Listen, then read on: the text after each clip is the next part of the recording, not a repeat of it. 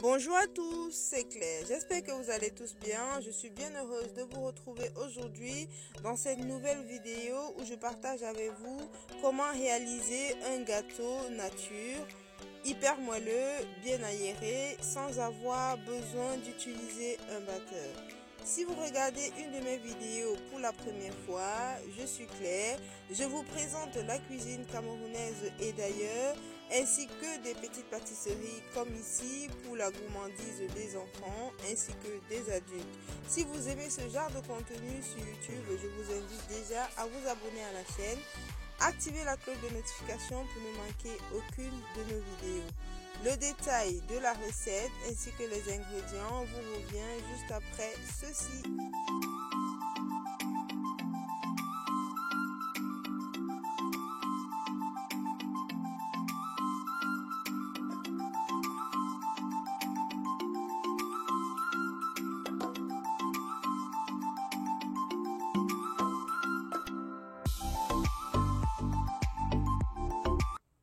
On va prendre un pot de yaourt entier qui va nous servir lors de la réalisation du gâteau, mais également comme pot pour mesurer tous les autres ingrédients. Vous retrouverez toutes les informations en barre d'informations. Donc on aura besoin de 3 pots de farine, un pot de sucre, un pot d'huile, 2-3 œufs, d'un citron pour extraire le zeste des citrons, de la noix de muscade autant pour moi pour relever encore plus le parfum de notre gâteau, d'une pincée de sel, du sucre vanillé qui reste facultatif. Dans la présentation des ingrédients, j'ai oublié de mentionner la levure. On aura besoin de 10 grammes, soit 2 tiers d'un sachet de levure. Comme autre élément, on aura besoin d'un fouet, d'un moule dans lequel le gâteau sera cuit. Vous prenez la forme que vous voulez, ainsi que d'un saladier où tout ceci sera mélangé. On aura également besoin d'une noisette de beurre pour beurrer le moule avant d'y mettre le gâteau. Si comme moi, votre moule commence à prendre un peu de la rouille, l'idéal c'est de mettre l'huile lorsque vous nettoyez avant de conserver. Par la suite, je prends la noisette de beurre, je vais vraiment beurrer le moule en entièreté, comme vous voyez ici, et par la suite, je vais rajouter un peu de farine. Tout ceci, c'est pour permettre un démoulage très facile de notre gâteau et éviter que le gâteau n'accroche au moule. Par la suite, dans un saladier, je vais directement casser nos 3 œufs.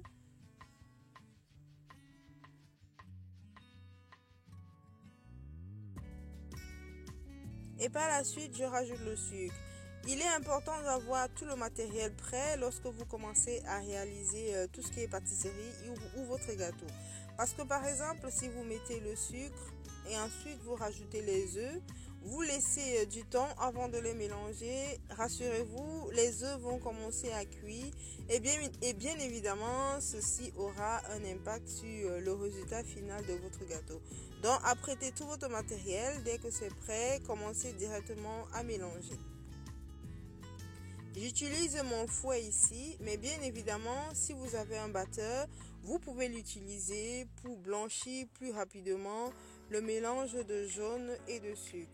Si vous n'avez pas de batteur, vous le faites à la main comme moi, en insistant parce qu'il ne faut plus qu'on ressente le sucre doit dissoudre en fait. On ne doit plus ressentir les morceaux de sucre. La couleur ici est bien évidemment due au fait que j'ai utilisé un sucre roux.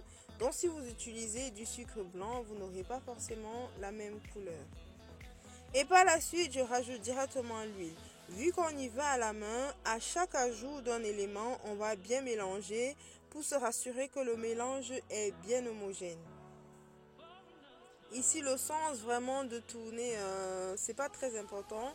Je le dis parce que je me rappelle lorsque je faisais mes premiers gâteaux quand j'étais toute petite avec une de mes voisines. Coucou Loris, si tu regardes mes vidéos, il fallait toujours le faire dans le même sens parce que ceci pourrait gâter le gâteau, bon, un truc dans ce genre.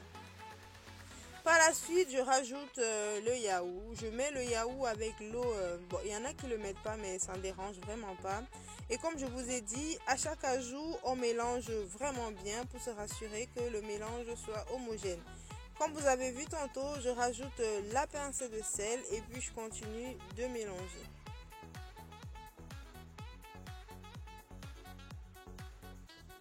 Ensuite, on va rajouter la levure à la farine. Vous pouvez tamiser, ici j'ai vraiment pas tamisé, je l'ai fait ainsi, mais vous pouvez tamiser le mélange des deux, ainsi s'il y a des résidus, vous jetez directement. Lorsque je mélange la farine à la levure, je rajoute directement un autre mélange liquide. Et comme vous le savez déjà, si vous êtes une habituée de mes vidéos, lorsqu'on rajoute la farine au mélange liquide, on ne travaille plus pendant longtemps la pâte pour éviter qu'il y ait une certaine élasticité. Donc je me rassure juste que la pâte, que la farine soit bien incorporée, autant pour moi, au mélange liquide. Et par la suite, je vais rajouter tout ce qui est arôme ou parfum pour le gâteau. Ici, j'avais mis du sucre vanillé. Vous pouvez vous en passer vu que, en outre, on a pris du zeste de citron jaune. Avec le citron vert, ce sera encore meilleur et la noix de muscade. Donc, je rajoute tout ce qui est parfum ou arôme. Donc, si vous avez l'extrait de vanille en liquide ou la vanille proprement dite, vous rajoutez à ce moment et vous mélangez tout simplement. Et j'ai oublié de préciser que pendant que je réalise ma pâte, j'ai déjà préchauffé mon four à 170 degrés, chaleur tournante. Donc chaleur tournante, généralement sur les boulons du four, vous allez voir, il y a cuisson en haut et en bas et au milieu, il y a comme une sorte de ventilateur. Je le dis parce que c'est une question qui m'a été souvent posée sur Facebook. Il est très important de préchauffer votre four lorsque vous réalisez la pâte parce qu'ici, on utilise une levure instantanée. Donc ça commence à gonfler directement. Donc il est bon que lorsque vous finissez votre pâte, vous la mettez directement dans un four qui est déjà chaud. Par la suite, je vais directement renverser ma pâte dans le moule qui a déjà également été préparé à l'avance. Tout ceci nous permet de gagner en temps. Ainsi, lorsque la pâte finit, on ne la laisse pas traîner. On met directement dans le moule, ça va directement au four. Et je peux vous rassurer, ça vous garantit une optimisation de la cuisson. Par la suite, on va tasser, donc tapoter la pâte pour qu'elle soit uniformément répartie dans le moule, ainsi pour qu'on ait une cuisson homogène de notre gâteau. Ensuite, ça va au four pendant 40 minutes à 170 degrés, comme je vous l'ai dit tantôt.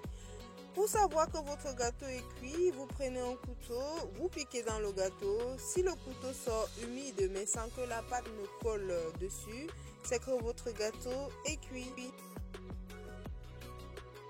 Par la suite, on va laisser tiédir ou refroidir notre gâteau avant de démouler.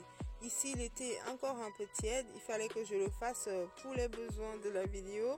Autrement, j'aurais pu laisser encore bien refroidir.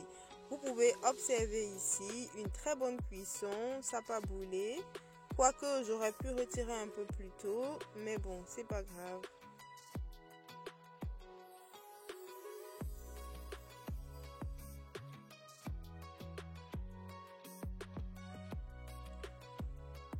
Et voilà notre très beau gâteau, prêt à être dégusté pour le grand plaisir des enfants ainsi que des adultes.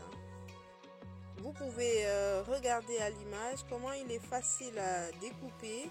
Il est hyper moelleux à l'intérieur, mais il est surtout très aéré. Désormais, réaliser un gâteau nature, bien moelleux et surtout bien aéré comme ici n'aura plus de secret pour vous. J'espère que la vidéo vous aura plu. J'espère surtout que vous aurez appris quelque chose de cette vidéo aujourd'hui. Je vous mettrai toutes les quantités en barre d'informations. N'hésitez pas à nous mettre des petits pouces bleus si vous avez aimé la vidéo. Ainsi, la vidéo pourrait être proposée à davantage de personnes. Abonnez-vous à la chaîne si ce n'est pas encore fait. Et surtout, activez la cloche de notification pour ne manquer aucune de nos vidéos. Et je vous dis à très bientôt dans une nouvelle vidéo.